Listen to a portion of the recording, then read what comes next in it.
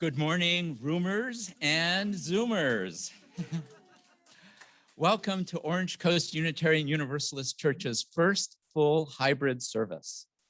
My name is Steve Morihiro, and I am your worship associate today on this major milestone for our church.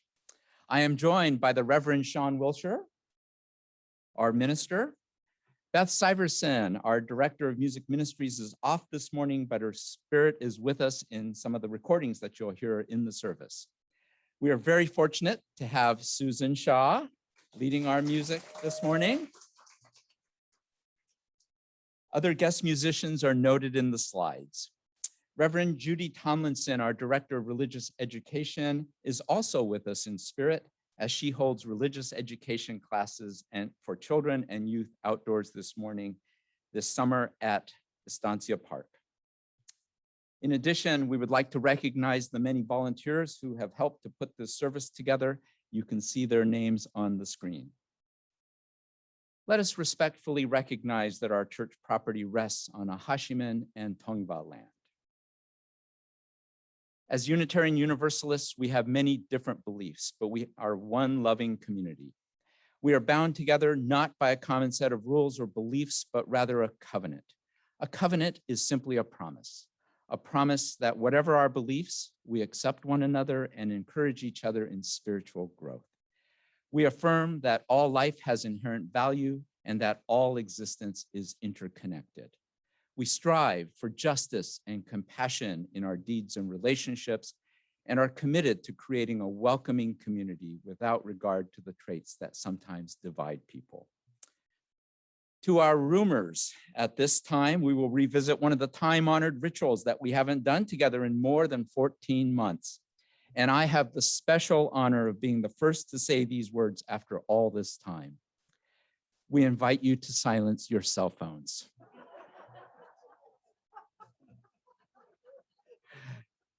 For our Zoomers, we invite you to say hello in the chat. I'd like to remind the roomers not to sing along with our music leaders, even though you see the lyrics on the screen. Zoomers can sing to their heart's content. Roomers can sway to their heart's content. We will let you know in the future when we can all sing together again during the service. If any of our roomers would like to share a joy or sorrow, please fill out the sheet that we handed to you and place it in one of the baskets sometime between now and the offertory. During the offertory musical selection, the ushers will be picking up the joys and sorrow sheets from the baskets. I want to extend a special welcome to visitors. If you are seeking a spiritual home, we hope that you will find it here. After the service, we will provide you with an opportunity to introduce yourself if you'd like to do so. Let our worship begin with the lighting of our chalice as we say our unison affirmation of this church, and service is its law, to dwell together in peace, to seek truth in love, and to help one another. This we affirm together.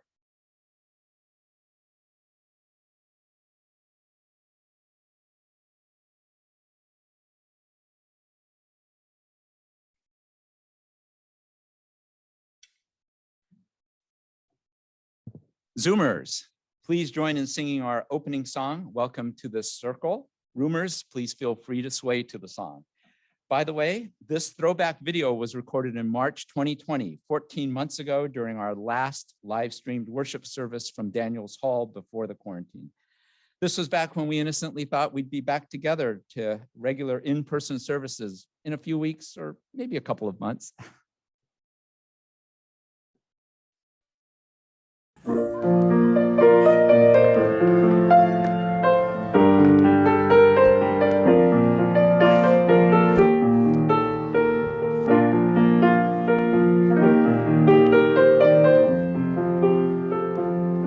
Welcome to this circle where love and grace abound.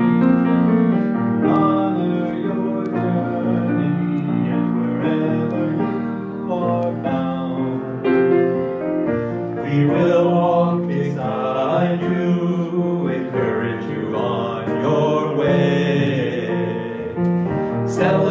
celebrate your spirit and hold you as we pray. There is love for one like you. There is grace enough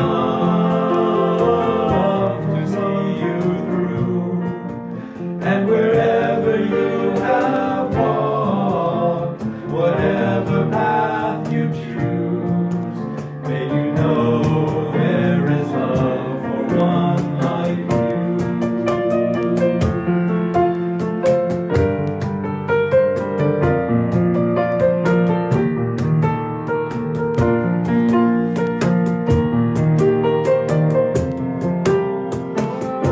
Welcome to the circle where love and grace abound. We honor your journey and wherever you are bound. We will walk beside you, encourage you on your way. Celebrate your spirit and hold you as we pray. There is love for one like you. There is grace enough to see you through. And wherever you have walked, whatever path you choose, may you know there is love for one like you. May you know there is love for one like you.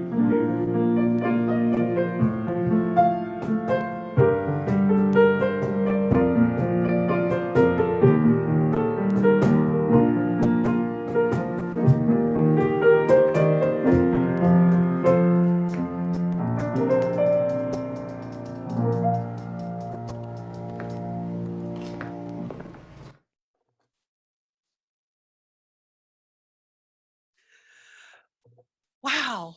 Okay.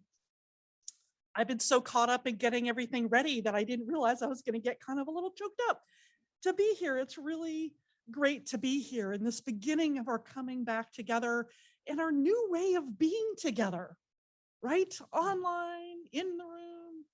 It's kind of amazing to me. So I want to name those ways that we are the church.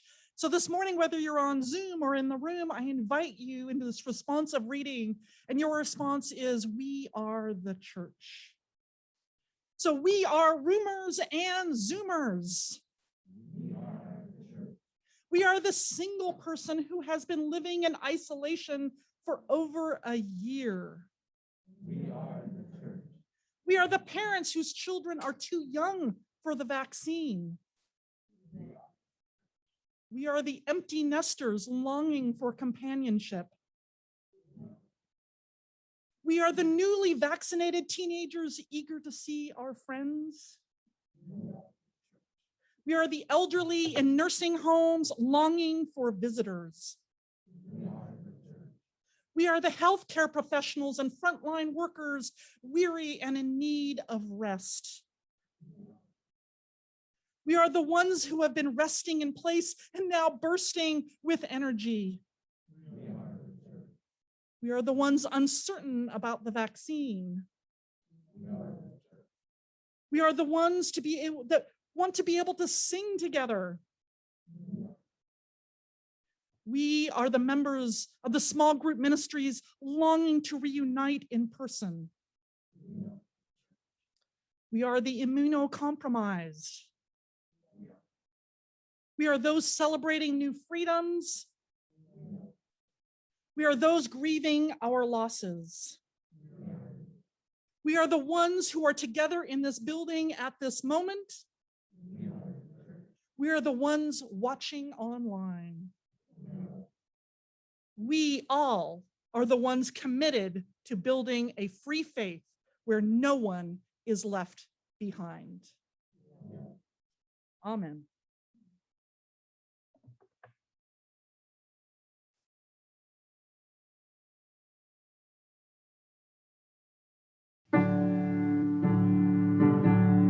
Draw the circle wide. Draw the circle wide. No one stands alone, we'll stand side by side. Draw the circle wide. Draw the circle wide. Draw the circle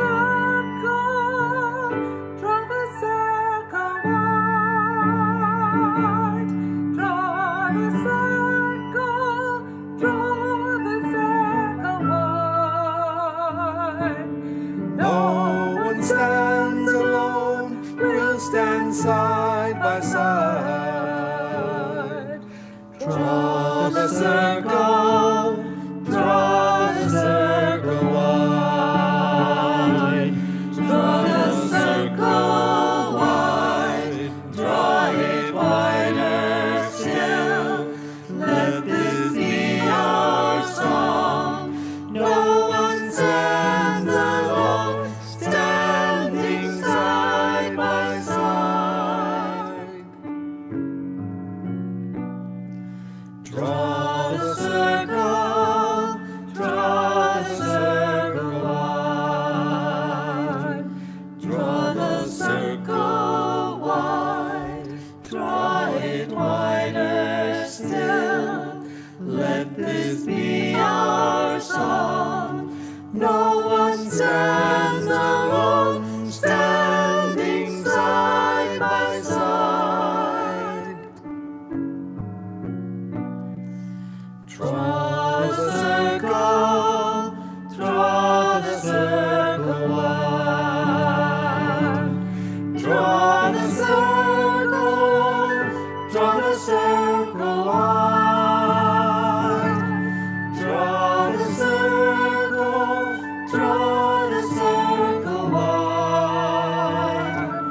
No one stands alone, we'll stand side by side. Draw the circle wide. Draw the circle wide. Draw it wider still. Let this be our song. No one stands alone, standing side by side. Draw the circle wide. Draw the circle wide. Draw it wider still. Let this be our song. No one stands alone, standing side by side. Draw the circle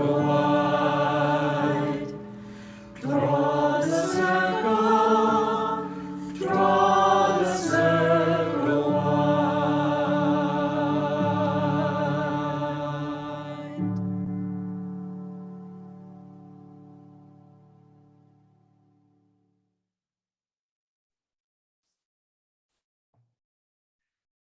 So we have a story for you this morning. It's a Zen parable. Some of you may have already heard this one, but I think it's actually kind of appropriate for today. So once upon a time, there was an old farmer who worked his crops out in his field, and one day his horse ran away. And the neighbors came over to him, "Oh, bad luck, bad luck." To which the farmer replied, "Maybe." The very next day, the horse showed back up at the farm and brought with them 2 other horses. So the neighbor came over and said, "Oh, good luck. That was great luck you had. You are blessed." To which the farmer replied, "Maybe." So then the next day, his son, the farmer's son, decided to try to break in one of the horses and was thrown and broke his leg. The neighbor said, "Oh, bad luck, bad luck." Farmer said, "Maybe." Sure enough, the next day, an army conscriptor came through the town and was pulling in all of the young men to be conscripted into the army. But because the farmer's son's leg was broken, he passed him by, to which the neighbors replied, "Oh, good luck. That was great luck." And the farmer replied, "Maybe." Now, this story could go on and on. In fact, I wonder if this is the Zen equivalent to 19 bottles of beer on the wall. Not entirely sure. But right now, our nation is kind of going through this, sort of like wait and see thing. Like, wait, so there's this new strain. Is this bad luck? Maybe. Wait, the numbers are going down in the US. Isn't that great? Isn't that good luck? Oh, maybe. What about that vaccine? Maybe is it going to cause some rare illness? Maybe. Hey, we're now at 50% vaccination. Isn't that great? Maybe. We're kind of in this limbo land right now, right? Every day we get new maybes, it seems like. And I invite you this morning as part of our meditation time of just pondering and thinking about your own life and what is going on in it. That sometimes we want to form an opinion right now. And what if you just simply said to it, maybe. So please join me in a spirit of meditation as Susan, our music leader, leads us in just a little bit of music.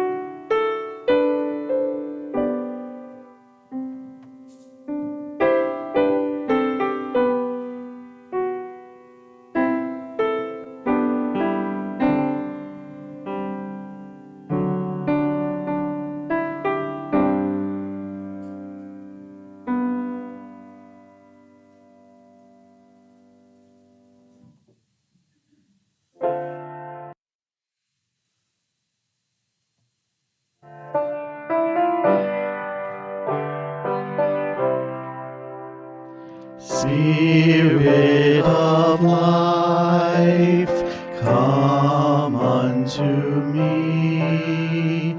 Sing in my heart all the stirrings of compassion.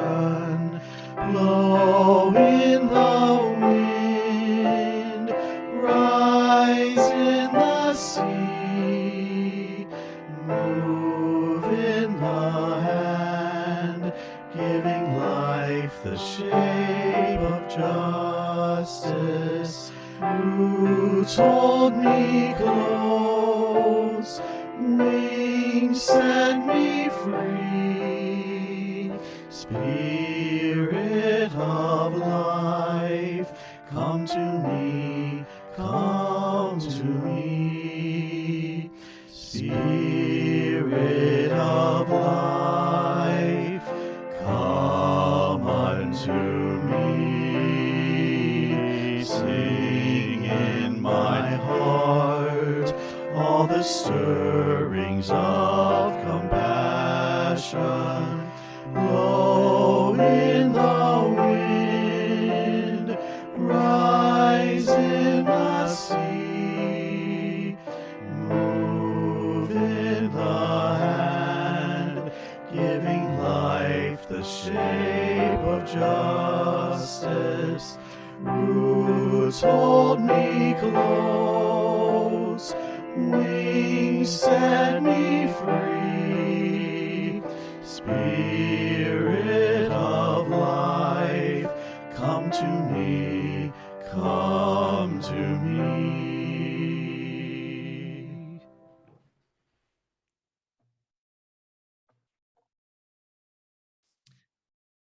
So this morning, I'm going to do one of my favorite things to do with y'all. I'm going to totally geek out on you. So I don't know if you noticed in the news, there was some actually really significant scientific news that happened this week. If you were paying attention, if you weren't thinking about our former president being indicted or any of those other things, there were some kind of cool things that happened in science this week. And it's all about something called dark matter. Who here knows about what dark matter is? Okay, if you know what dark matter is, you actually now have a Nobel Prize, because nobody really knows what dark matter is. But maybe you've heard of dark matter. So let me just explain for those of you who may not know, so you can understand what's going on in the news this week. So dark matter, back in the 1930s, when people were just starting to have get out those big, telescopes and be able to measure galaxies and distant stars and all of that sort of thing, they knew how to calculate gravity. Right? So that was part of what, Einstein gave us, was under our understanding of gravity. And so they did all these calculations, and then they went and they observed to confirm that their calculations were right. And it turns out they were way off, not a little bit, but way off. And since it's always been positive that gravity is relational to how much mass there is, particles, right? We actually, even ourselves, as beings, actually have a little bit of gravitational pull. It's very, very, very, very, very little, but we do, oddly enough. But so they were like, okay, so there must be other stuff out there that we just don't know. And we're just gonna call this dark matter, because all we can do is we can see its effects out there in the universe, right? You guys with me so far? Okay, so now, the problem with dark matter, and there's lots of problems with dark matter, one of which is that we've never been able to see it. It doesn't have any heat, so we can't detect any radiation from it or anything like that. And it doesn't seem to collide with anything, right? If it's made with stuff, you would think that we would see collisions of stuff, like we see galaxies collide, right? We can see them colliding and exploding and all that sort of thing. So dark matter has kind of been a little bit of a problem. There is another solution, and that solution is to say that Einstein was wrong. And actually, there's this thing called modified gravity, the theory. And that basically says that gravity actually works differently in different situations, which would totally undermine Einstein. Don't ask me how, I'm not that big of a scientist geek, but basically would undermine Einstein. So there's been this huge debate. And I don't know if you've ever noticed this out in the scientific world around astrophysics, is that everybody's either trying to prove Einstein or disprove Einstein. This is the number one thing that scientists want to do. All right. So at any rate, so basically what you've got is they put together this machine, this computer of some sort, and they looked at, get this, 100 million galaxies. I think actually it was 200 million galaxies. And they calculated by observation, right, all of the different gravitational pulls from the different light distortions and everything like that. And they came up with this picture here. So this is what this massive computer came out. It took them something like 3 or 5 years, something like that, for it actually to calculate all of this. And the reason why this is in the news, this picture, is this shows where dark matter is in the known universe. This is just actually just a small portion of what they found. And if you think that the dark matter is actually the dark spots, actually you're wrong. It's actually the lighter the spots is actually where most of the concentrated dark matter is. Don't get confused with the word dark. It just means we can't see it. So this is the sense that, oh, wow, well, maybe we can see dark matter. Now, the problem with this is that this picture is not what people predicted. What they thought, if they followed Einstein and his understanding of what mass and gravity would be that they would be much more clumped together. And instead it's not. It actually looks very kind of even throughout the whole universe, and pretty much this entire thing throughout the whole universe. There's other really cool, fascinating things, including that galaxies are somehow strung together through these things, right? I know I'm gonna preach on this, I'm gonna learn a lot more and preach on this at some other day. But so why am I telling you all this? Partly because I find it really fascinating the way the scientists are approaching this. Because on the one hand, you have some people who are like, this is going to change everything, our entire understanding of the universe. And, it's going to throw out Einstein. And you're like, okay. And then you have others going, well, we don't really know if this, computer thing actually did it right. We need to build another one. Okay, we need to study this a little bit more. And then you have the other people basically saying, maybe, let's wait and see. Like we don't know yet, but it's fascinating, and let's let's look at this and let's study it and figure it out, because it doesn't have to be an either or. What one scientist that I was talking about this was saying, maybe actually that dark matter is both a particle and a field. Maybe it's both and, not either or. And maybe it's just that Einstein's theory of relativity works sometimes and doesn't work in others, because that's what we found with quark mechanics as well as astrophysics. So maybe. So, and the reason why I found this sort of amazing to me was that I see this going on right now among my colleagues in our churches, right? Some of them are saying, wow, hybrid services online, this is going to change the face of church forever, right? And then there's others going, oh man, yeah, I can't wait to go back to the way it was. I don't want to ever be on Zoom ever again, right? I think the wisest ones are going, maybe. We'll see. Let's see how this goes, right? Because what we found, though, here in this church is that there's so amazing things going on. We have got old friends have been coming back who haven't been involved. We've got old friends coming back here today that we haven't seen in a really long time as well, which is so awesome. And we've got, new members who join who are remote. We've got, ministers are asking, well, like, how do you do board members? Can you have a board president who lives remotely? And what's interesting is that some ministers are saying, yeah, we did that. That worked just fine. And others are going, yeah, we tried that, didn't work, right? So I want to say, maybe. Let's try it. Let's see what happens. Let's see. We're investing in this hybrid way of being, right? We're betting on change being this positive one, in part because we love how it's changed us, how it's opened and created a new way of being for us. An additional, not actually it's not so much a new, like y'all are here, right? And then there's people on Zoom, which we've been doing for a year.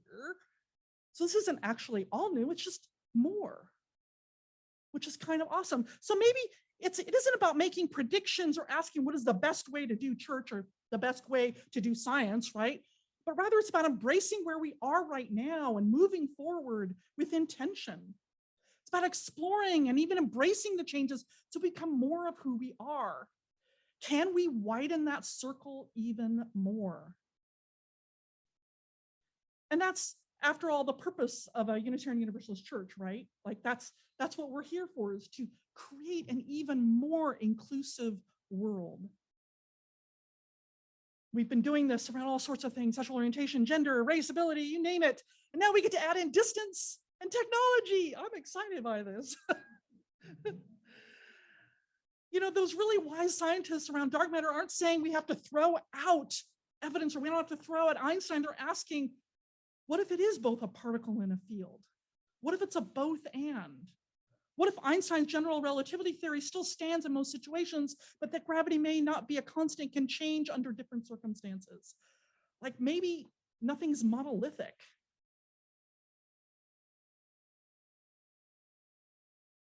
Octavia Butler, that wonderful author, in her book, The Parable of the Sower, says, all that you touch, you change. All that you change changes you. All that you touch, you change. All that you change changes you. We are changing. Whether we like it or not, we're all changing. Science is changing. Church is changing. And how we approach that is up to us. Do we fight it or do we embrace it? And it's not just churches that are asking these questions. Businesses are starting to ask these questions too. Are businesses willing to adapt, right? That maybe there's new ways of doing things. Businesses are trying to figure this out, right? The reason why I wanted to bring in a little bit of Zen into today's things is that I love Buddhism, because Buddhism is all about getting rid of dualism, this either or thinking, and doing both and. And to me, that's what hybrid is all about. It's doing a both and. That excites me, I have to say. You might say, maybe, but really, it's kind of cool.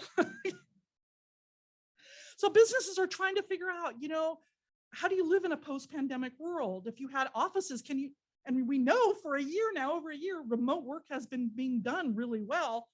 Do you really need all these in-person meetings that we had? And yet all the extroverts are like, oh, wait a minute, that's okay.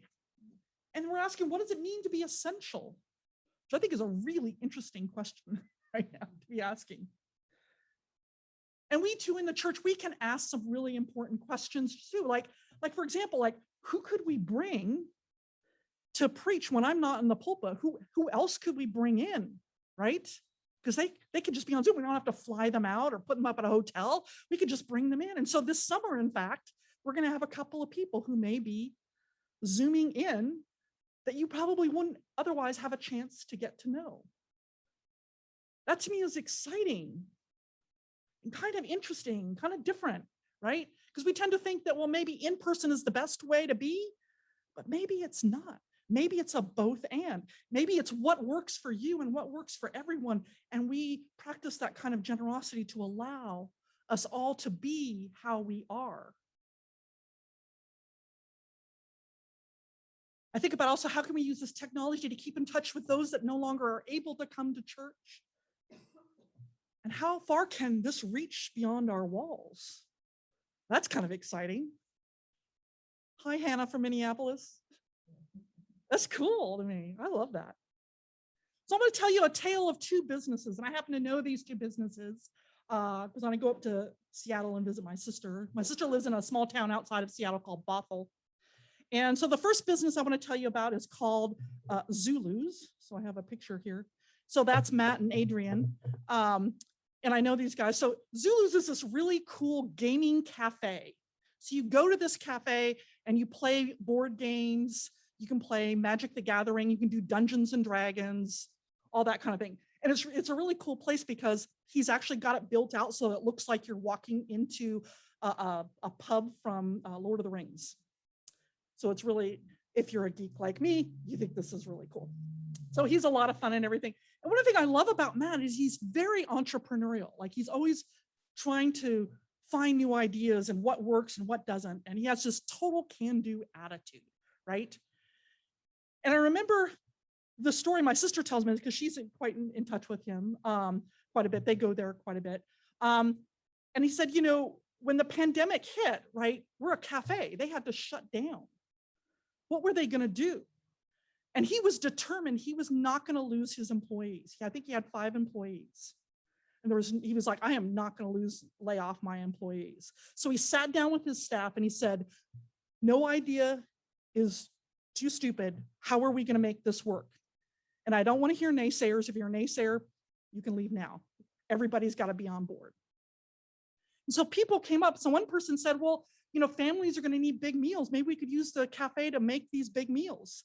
So Matt contacted his mom and got a great recipe for meatloaf, right? So that's part of what they did. Then they moved it online. One other person came up with the idea, well, what if we actually sort of sold our services as dungeon masters for Dungeons and Dragons?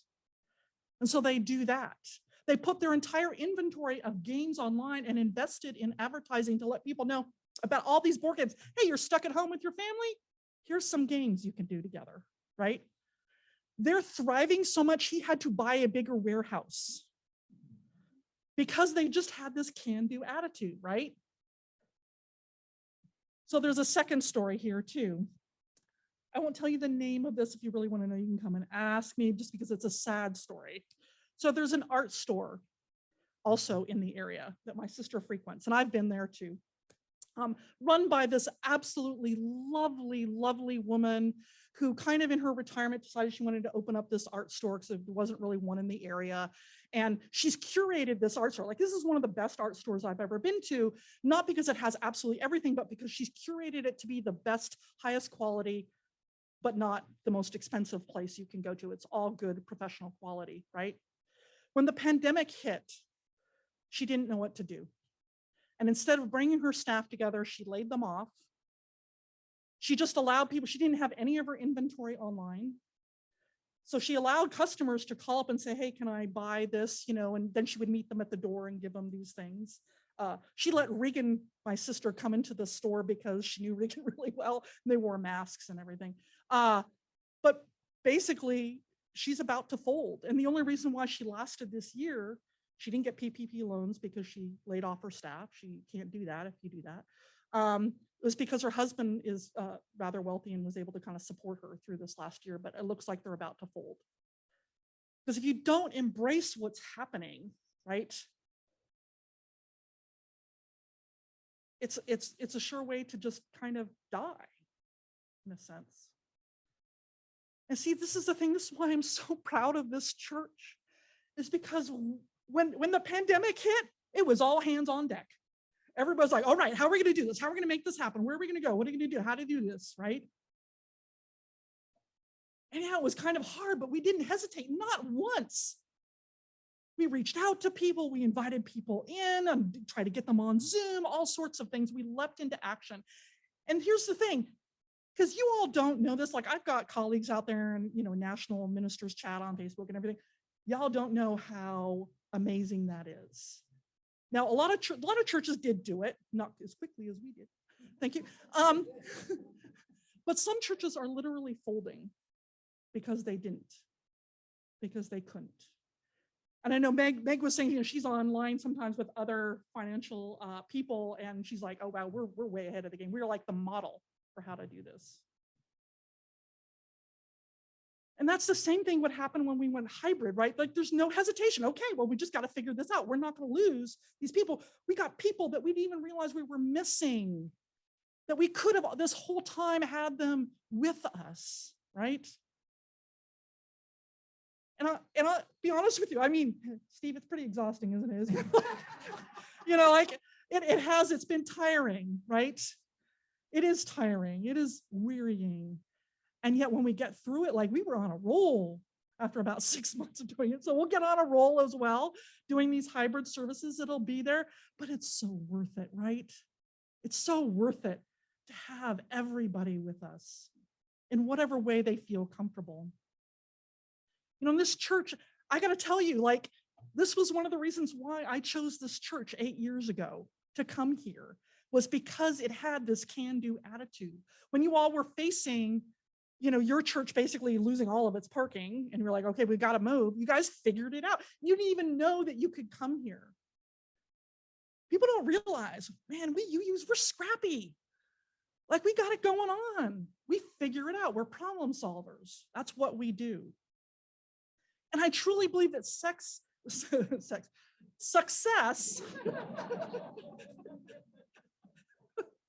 Oh, here's the rest of the sentence. Success is often about how willing you are to embrace change. You can substitute the other one if you want. But success is often about how willing you are to embrace change. Are we willing to roll with those punches and try new things and allow people with new insights and ideas to come forward? I mean, just the brainstorming that it took to pull off today's service was phenomenal. Absolutely phenomenal. So, you know, we're trying constantly to widen that circle. And it asks a lot of us to change the way we think, the way we interact with people, sometimes even to change our language, right? Like this is a new way, right? This new language we're learning. We've got new language like Zoomers, rumors, right? I think Zoom is going to go in the dictionary as a whole new definition. So we figure things out, we change, we grow, we learn. Now, here's the thing. One of the reasons why it's kind of hard sometimes to go through a lot of change that we often disagree about how to go through that, right? As a nation, as a church, everything. And it's hard to disagree with someone you care about, right? It's hard to disagree. We don't like to disagree. That's hard. And I know that some of you have family that you disagree with a lot on various things or that sort of thing. And your stomach kind of tightens up like that. So here's some advice. If you find yourself disagreeing with someone, maybe say to yourself, maybe. See if that helps. I've been finding myself doing that. Maybe. It kind of helps open my mind. It gets me away from trying to do that. It has to be this way. Maybe. Just see if that works. Try it out. So learning to do hybrid services in small groups is going to be a challenge. It's going to take intention from all of us, whether you're on Zoom or in the room, whatever it is, to figure out how to make this work and to understand its limitations, particularly around conversations. It's going to be a challenge. And yet I think it can work. I think it's going to be exciting. And you might be going, maybe. Let's wait and see. Let's see. But I think that if we go at it with intention, the same can-do attitude that we've been doing, it's going to work. So this is what it means to me, I think, to be a Unitarian Universalist, to constantly widen that circle, to be more and more inclusive. And we don't always get it right. Sometimes it works well and sometimes it doesn't. But we move forward, right? And why is that? Because we are the church. All of us are the church. And we're one awesome church. Y'all need to know that. You don't hear it enough. This is an awesome church. I believe in the future of this church and whatever we do. So let's walk together, even when we're weary. Let's walk together. I invite you, roomers, to rise in body or spirit, and feel free to move or clap along with Susan. And a reminder that there's no singing. That's really hard, I know. Zoomers, you get to do both.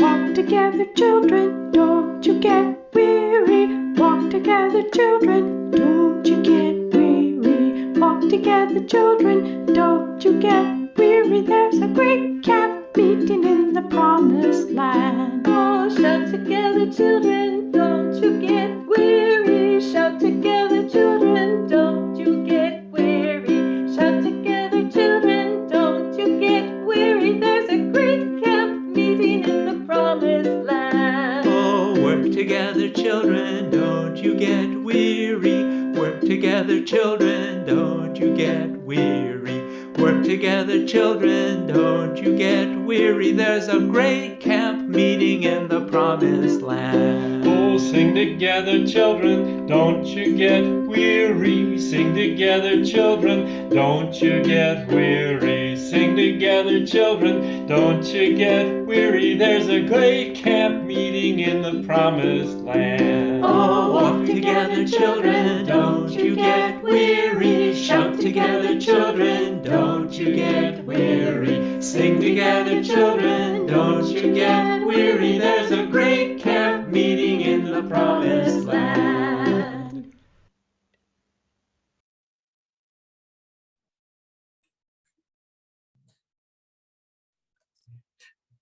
Thank you, Susan, for leading us through that.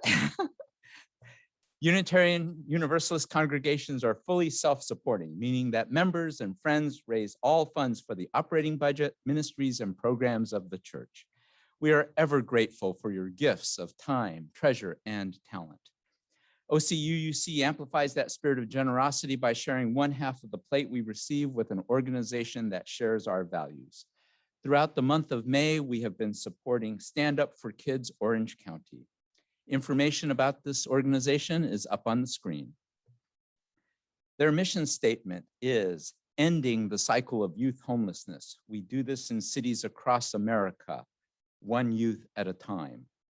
Their vision is we strive to build communities where all youth know care, feel loved, and have a support system to help them move quickly from surviving to thriving. Please give generously as a way that we expand our circle. There are multiple ways in which you can support the church and Stand Up for Kids Orange County. You can mail a check, or as shown in the slide, you can go through our website or use an app called Give Plus. If you are a roomer, you can place your offering in a basket as you leave the service today. The choice is yours. All the information is on our website should you need it. As always, thank you for your generosity.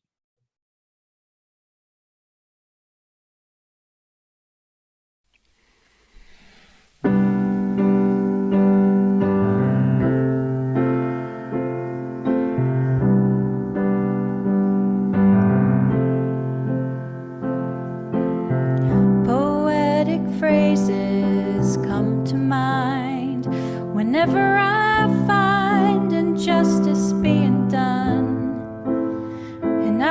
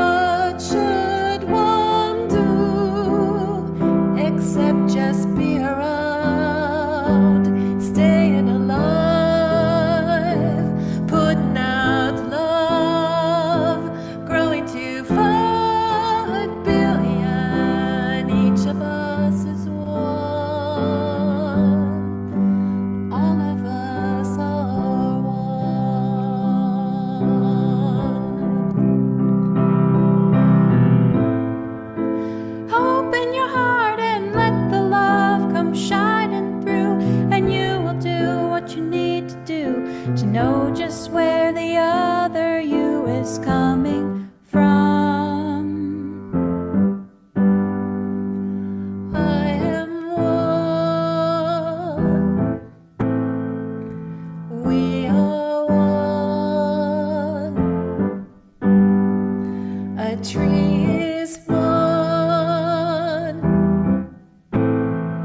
The earth is one.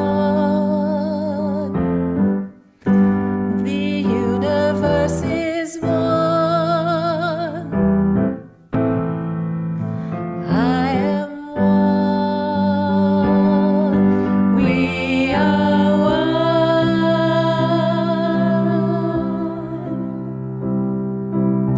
one. It just amazes me that I can be part of the energy it takes to serve each other.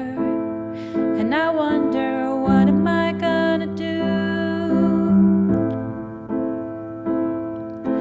What am I gonna do?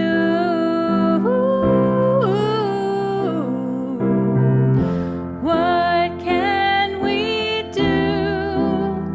We're gonna run, reach for the sun, come together as one, show 'em how it's done. At the end of the day, we'll be able to say, love one.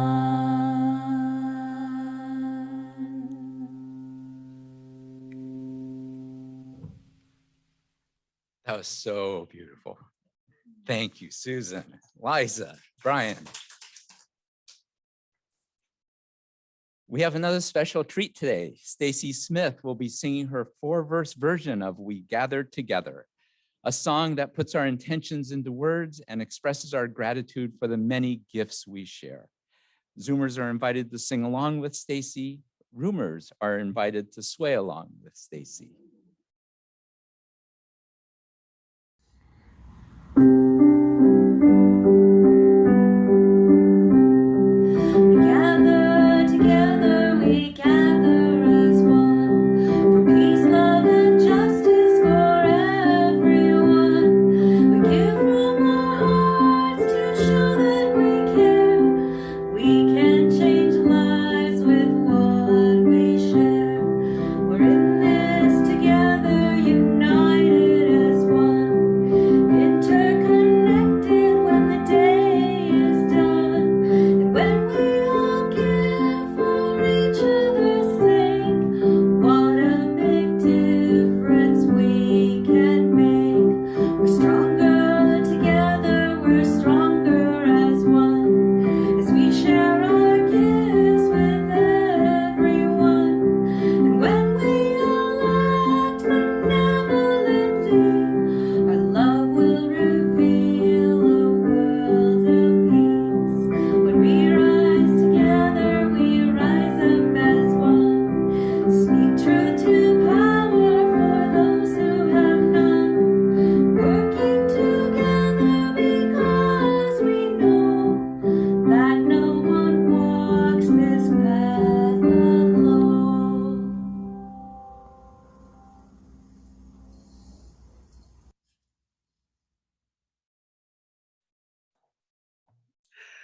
Now is that time when we honor the important events in our lives, and you're invited, one and all, whether you're a member, friend, or visitor, to participate in this ritual we call Joys and Sorrows, Roomer or Zoomer.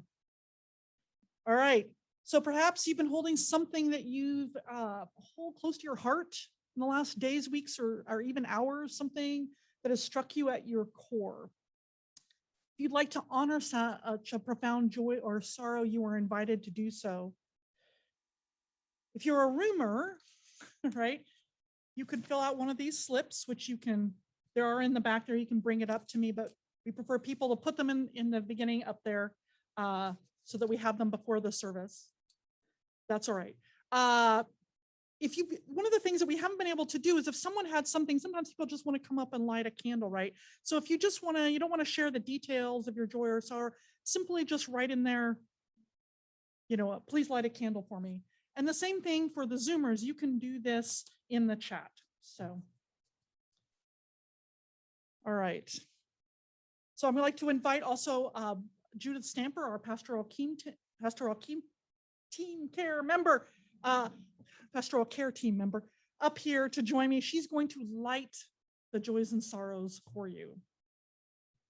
So let's take a few moments in a spirit of silence as Susan plays some music. I'd like to invite Judith up here to join me and figure that out. All right, let's play.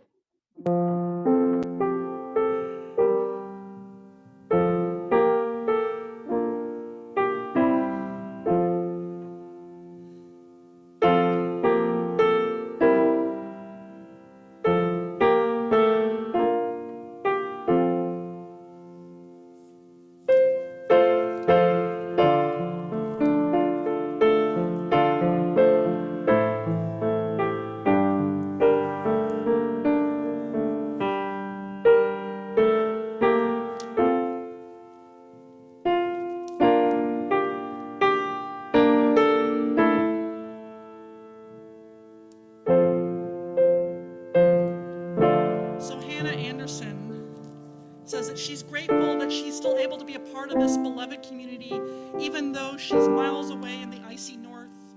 She says, I always look forward to my favorite Zoom meeting each week.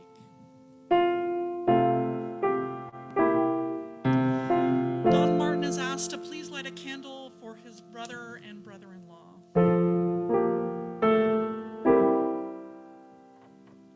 Deborah Quam, our president of the congregation, says, thank you to everyone who has made our hybrid service happen today. Amen.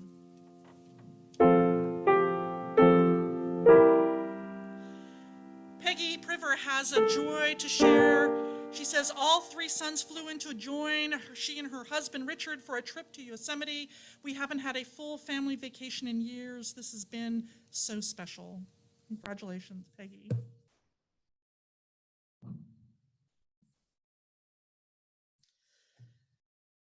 And Catherine Martin says she's grateful to have been able to spend time with Pat after a year and a half and missing both she and Hawaii this morning. Welcome back from Hawaii, Catherine. Jan Roven says that she volunteered again for the Centennial Farm with the oxen. They don't care that I speak with difficulty. If you don't know Jan, she's a docent for the oxen there. So they don't care that I speak with difficulty. I can wash and feed and drive the oxen. I am happy that the fair is going to happen this year. See you all at the farm. We'll see you there, Jan.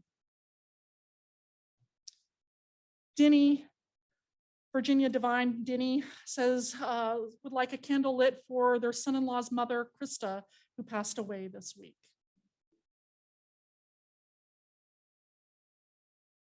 And Tracy would like a candle. She says, my daughter is headed to Berkeley starting the fall semester and I will miss her, maybe.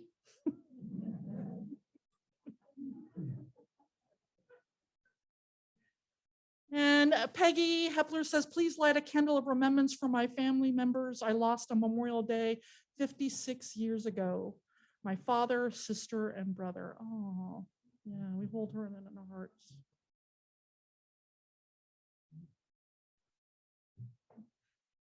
And Bree Ashurst has said that she's thankful for Reverend Sean. She said it's wonderful to have a compassionate fellow nerd, yes, Bree, with a positive can-do mentality as a leader in this amazing church community.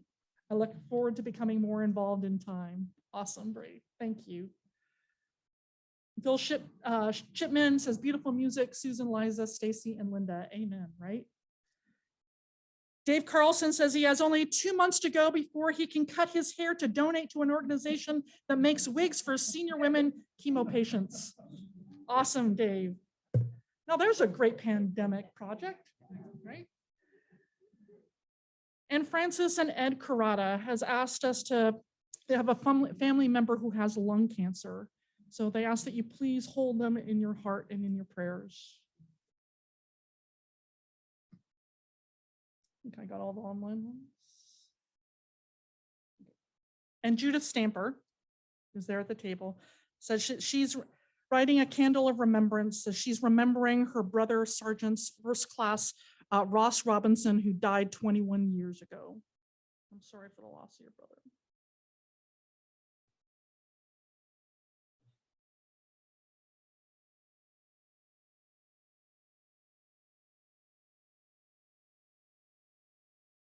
So please hold each of these joys and sorrows in your heart, silently offering healing or celebration as you feel called and according to your own beliefs. I invite you to join me in a spirit of prayer. It's a poem called God Says Yes to Me. I asked God if it was okay to be melodramatic, and she said yes. I asked her if it was okay to be short, and she said it sure is.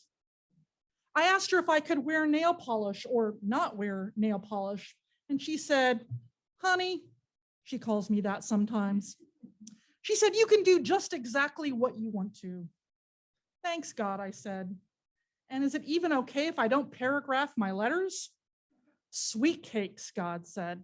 Who knows where she picked that up? What I'm telling you is yes, yes, yes. May we all embrace the divine yes. Amen.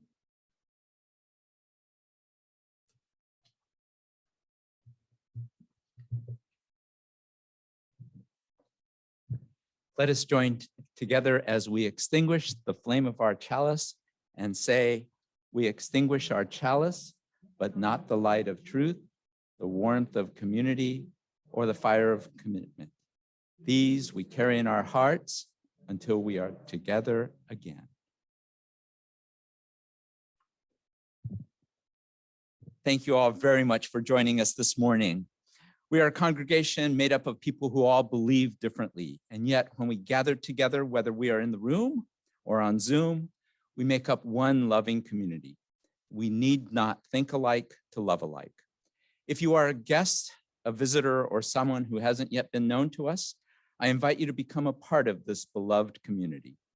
We encourage you to either write in the chat or stand for a brief moment and tell us your name and where you are from.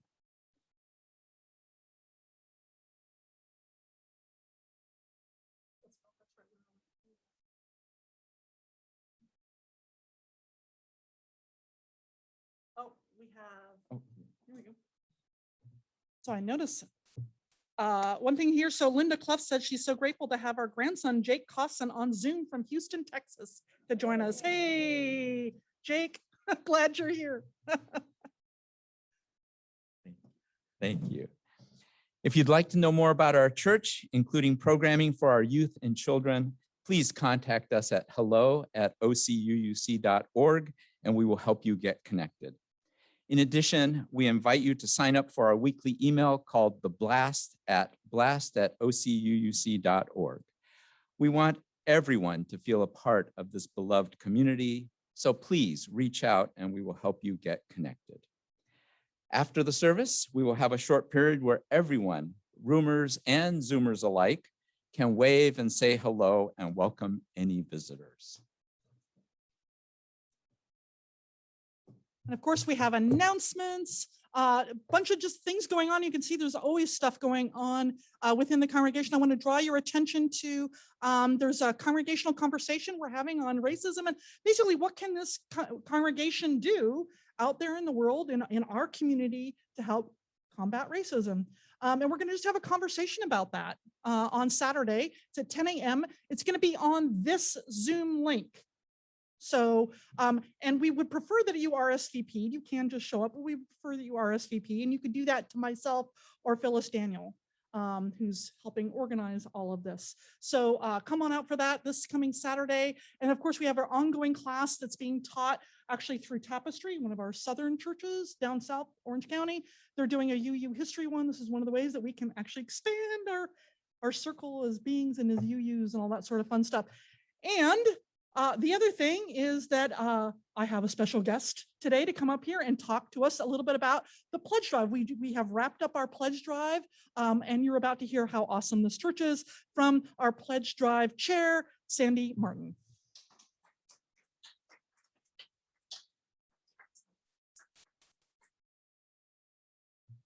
This is going to be hard. It's so great to be here and see you all. Okay, I can do this.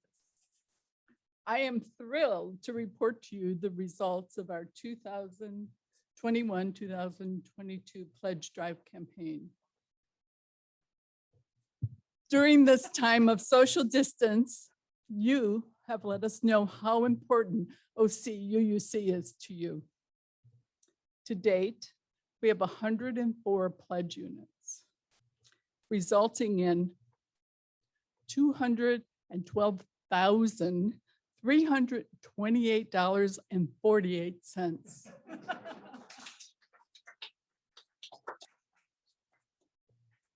You did this. You are supporting this beloved community to help it not just survive, but to thrive. Thank you. Whew. I want to acknowledge my son-in-law, Dave Kortamash, who donated his time and expertise in designing the postcard and brochure that we used during our campaign. He also designed the thank you bags. He's been a behind the scenes hidden treasure. Don Martin has been the scribe of our committee. Mary Smithberger has contributed suggestions and helped deliver gift bags. If you haven't received your gift bag yet, see me or email me. Maybe Don can put my email in the Zoom link chat. That's what they are. This one is for Jeannie Chris, still to be delivered. But in case you're wondering, it's never too late to make a pledge. Thank you so much.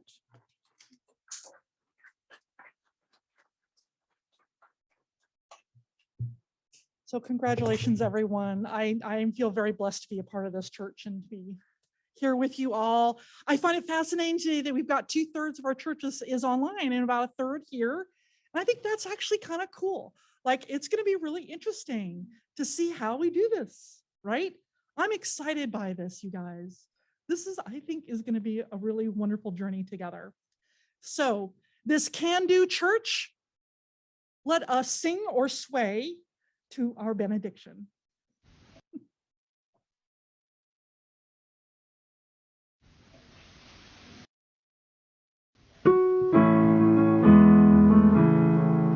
Be safe, be well, you mean the world to me. Be safe, be well, you mean the world to me.